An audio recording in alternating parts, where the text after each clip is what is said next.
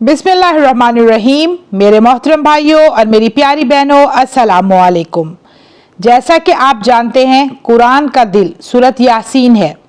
अहादीस मुबारका में सूरत यासीन की बहुत ज़्यादा फजीलत बयान की गई है।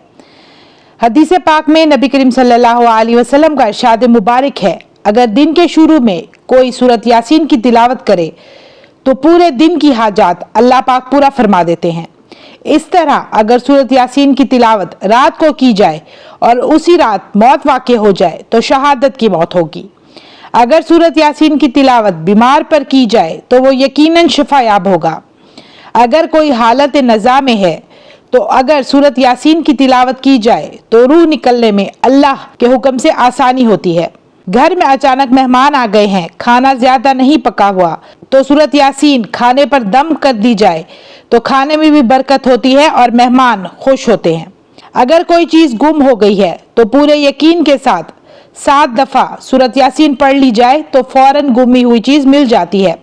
लेकिन पहले 2 नफिल सलातुल हाजत के पढ़ें, फिर एक ही नशिस्त में 7 बार सूरत यासीन पढ़ें, अव्वल आखिर 3 बार दरूद इब्राहिमी के साथ, तो इंशाअल्लाह गुमी हुई चीज़ मिल जाएगी। अगर आप रोज़ाना 41 बार सूरत यासीन की तिलावत करें, चाहे एक नशिस्त में पढ़ लें वरना 2 नशिस्तों में भी पढ़ सकते हैं, 4 महीनों तक लगातार पढ़ें, करामात और बरक़ात का मुशाहिदा आप खुद अपनी आंखों से देखेंगे। सूरत यासीन की बरक़ात बेपनाह है, क्यों ना हो। ये अल्लाह की किताब कुरान मजीद का दिल है, वो किताब जो अल्लाह की आखिरी किताब है। इसीलिए सूरत यासीन का 41 दफ़ा वाला अमल 4 महीनों तक लाजमी करें। ये अमल मुकम्मल करने के बाद रोज़ाना सूरत यासीन की तिलावत मामूल का हिस्सा रखें। अल्लाह ताला हम सबको सूरत यासीन की बरक़ात से फैज़ याब होने वाला बनाए, आमीन या रब्बल आलमीन।